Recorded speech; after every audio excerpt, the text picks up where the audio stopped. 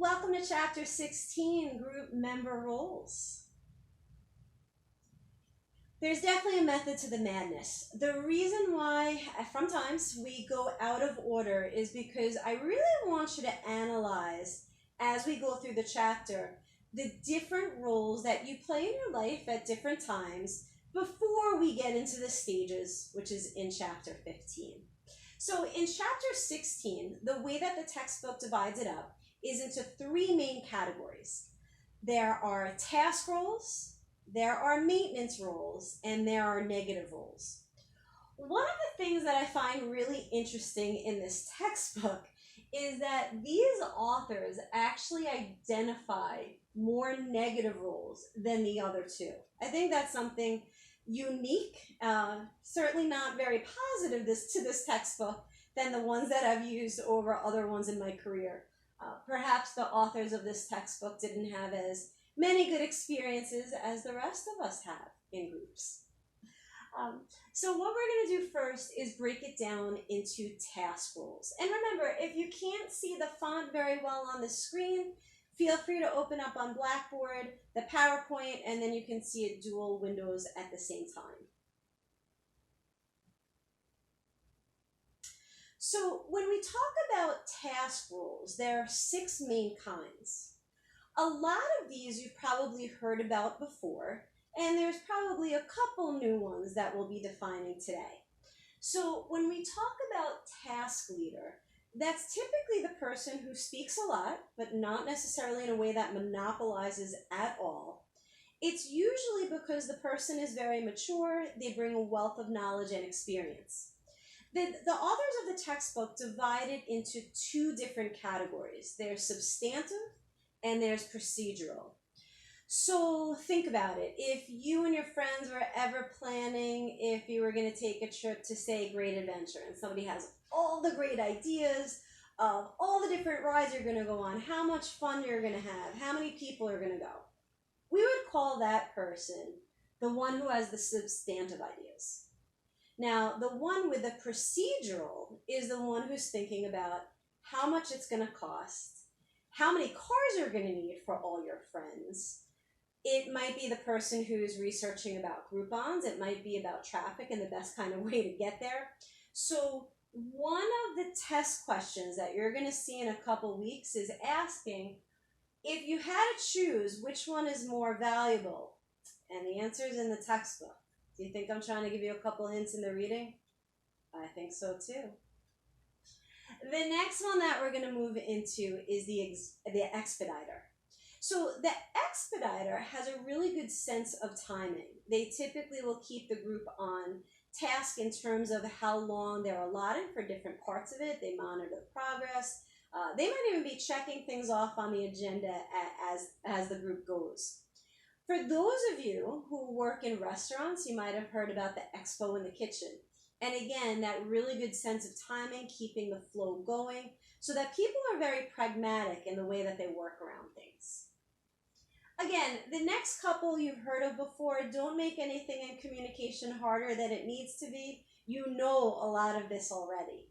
So number 3 is the information provider. So it might be that people in your group have really good ideas because they might have done something before. They might have knowledge on the subject because they're a psychology major. So when people are the information provider, it's typically because they have knowledge that they knew before coming from the project. In terms of the info seeker, well, that's the person who wants more knowledge. They might bring it out from other people. They might be the one who's pulling something up on their phone as they're doing a Google search as you're checking things out in the group project. So one of the things that I mentioned last week was when you see different links on here, you can click into it. So for instance, this is a clip of a movie from Old School. I'm not going to play it now, but feel free to go ahead and click on it, and you're going to see a pretty funny clip of a gentleman who plays the role of information seeker in the movie Old School. Number 5 that we're going to move into is gatekeeper. So someone who's a gatekeeper is a really good person who manages the flow of conversation. So they might notice that someone isn't speaking up a whole lot. So they might say, Sally, we haven't heard from you yet. What's your opinion on XYZ? By the same token, it might be that Johnny has been talking a whole lot and is about to say something again. And as he's about to take a breath, the gatekeeper might say, oh, Johnny, you know what? Do me a favor, hold up just a minute so we can hear from Sally, who hasn't had a chance yet. So the gatekeeper, while they're keeping it on task, is they also want to preserve face, and they're helping make sure that the person who might be monopolizing isn't told in a way that they feel badly. Lastly is the recorder. That's the person who's usually writing down and taking notes. That's one of the things that the textbook mentioned, is it's a good role that often gets switched around so nobody's stuck doing it all the time. So those are the 6 main task roles. What we're going to move into next is maintenance. In the 5 maintenance roles, it contrasts in terms of task, where task is getting the job done.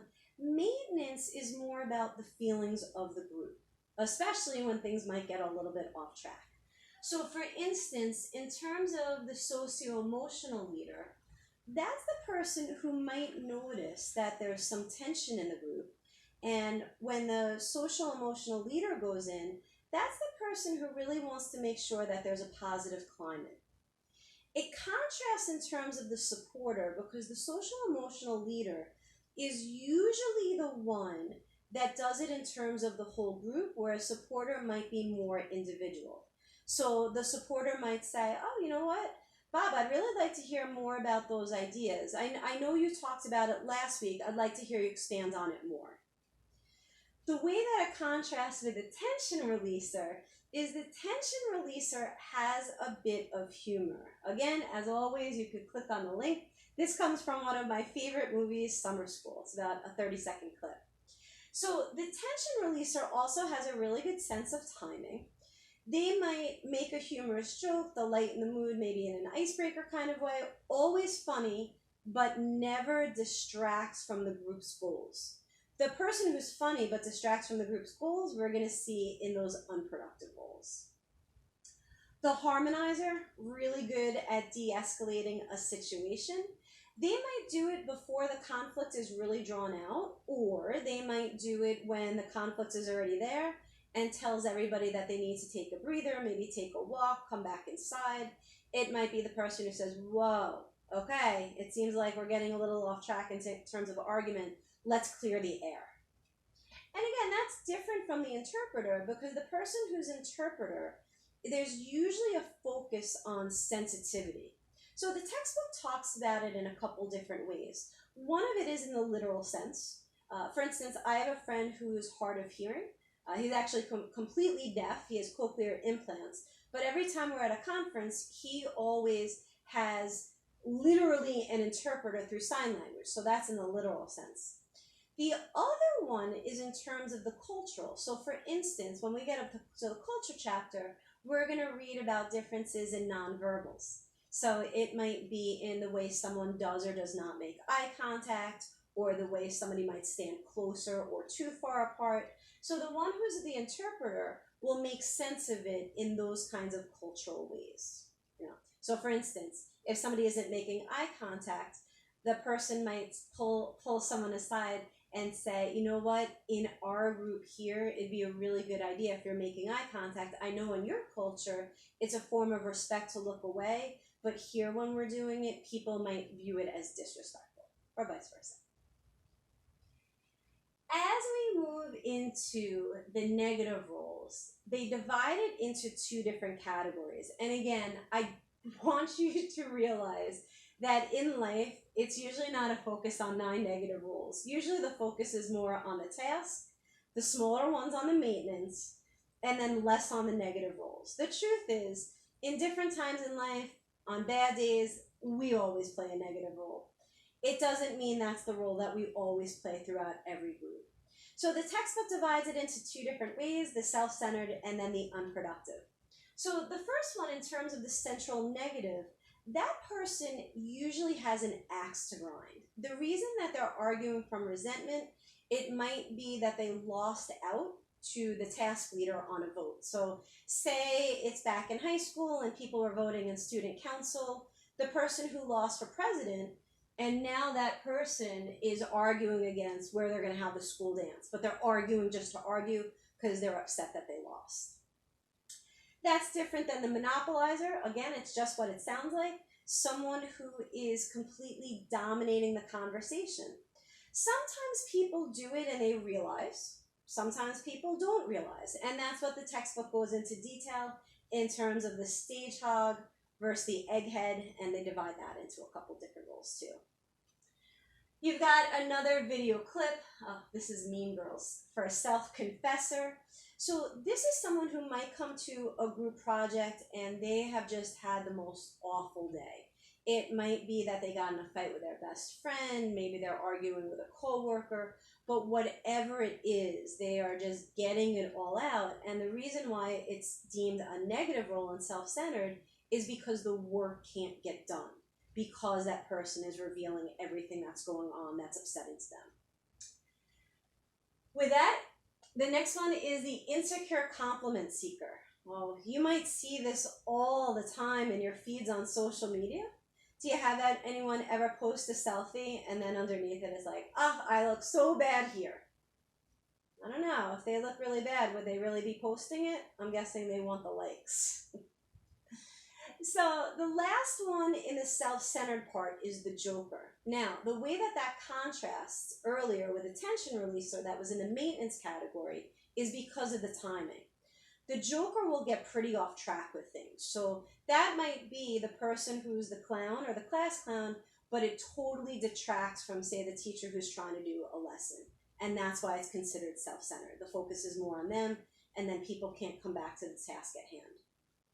So moving into the unproductive roles, they have 4 of those. Again, there's a video clip here with Matt Damon, and that one talks about, or it shows you, the blocker. So that might be the person who purposely stalls so work can't get done. It might be the purposely that they don't do the work, so then it will just get assigned to someone else. Obviously, that's not good in any kind of group, and that's why it's an unproductive role. The withdrawer. You might see this in all different kinds of ways at work. You might see it when people go out with their friends. So it might be the person who is texting on their phone. They're completely psychologically removed. It might be the time when people are in a staff meeting and the manager's going over everything that needs to get done, and then someone suddenly has to leave the room and they're in the bathroom for a really long time. Then when they come back, they leave again. So whatever it is, whether it's physical or psychological, they're just not a part of the group. The aggressor infringes on someone's rights. Now, that could be in their tone of voice, if they are yelling and intimidating. It could be by their stance, if they want to tower over someone. But obviously, that's not going to work for a good group dynamic. And the last one here is the doormat. What happens in the doormat role is the person just absolutely concedes to whatever the rest of the group wants. For whatever reason, they don't want to stand up for what they believe. They would rather not have any conflict, and they just give in to others. The reason why that one's is unproductive is because the person might have really, really good ideas, but the fact that they're folding so fast, nobody gets to hear them. And it's everybody's job to bring something to the table. And that's what I want you to remember in terms of group work. Always bring something to the table. You're going to get to see it in the class activity this week.